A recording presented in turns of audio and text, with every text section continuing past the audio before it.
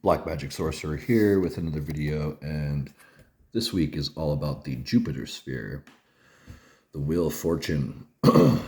So, as I kind of cycled through this information that I'm getting through the downloads of this card as I meditate on it, I started to write down some key words, and I'll just read some of them. This is the kind of thing that came to my mind when I'm studying this card.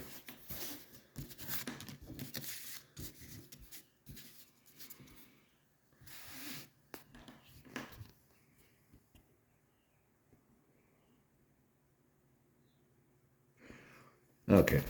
Angels turn the wheel of fortune. Jupiterian spirits cycle around the wheel in an ever-turning, ever-moving rotation of infinite chances. That was the sentence that I got downloaded into my brain from the meditation. Associations, wealth, greed. No empathy, selfish about money. Opportunities, wills, the psychic will. Lottery, chance, fortune, inheritance. Inheritance is also a big part of this will. I feel like the will is a really excellent sigil in itself. You got to ask yourself, I don't know what this exact sigil is that these spirits are surrounding, but I dare say it could be used for wealth or for opportunities, etc., etc., because that's basically what the card represents. So by extension, that symbol, which looks a lot like a hoodoo veve symbol.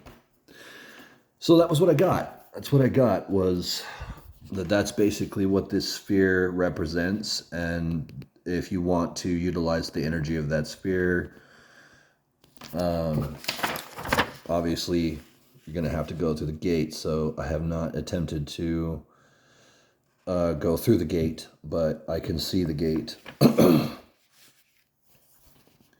I did put the symbol of Jupiter in the center just as an added flair.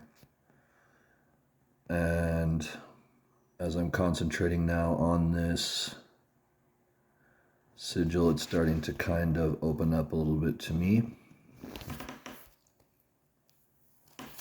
This Jupiter sphere is associated with Enki, Aga, and Bandar.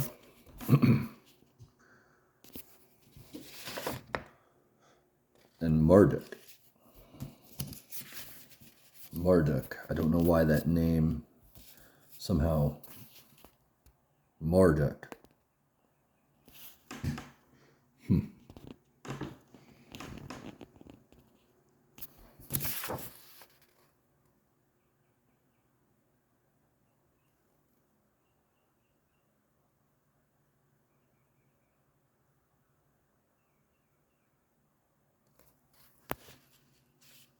Perfect.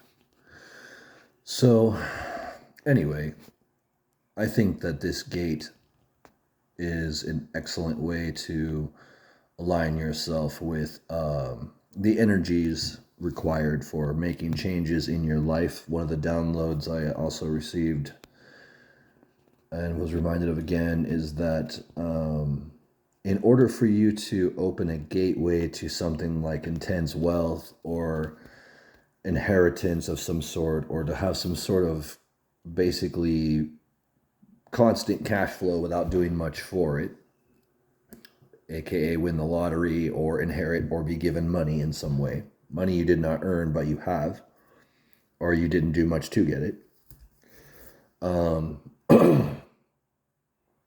you have to be careful of that, because what ends up happening with people who have too much money is they completely lose touch with reality, and they have no idea how to get back in touch with real people who have real jobs, and they end up isolating themselves.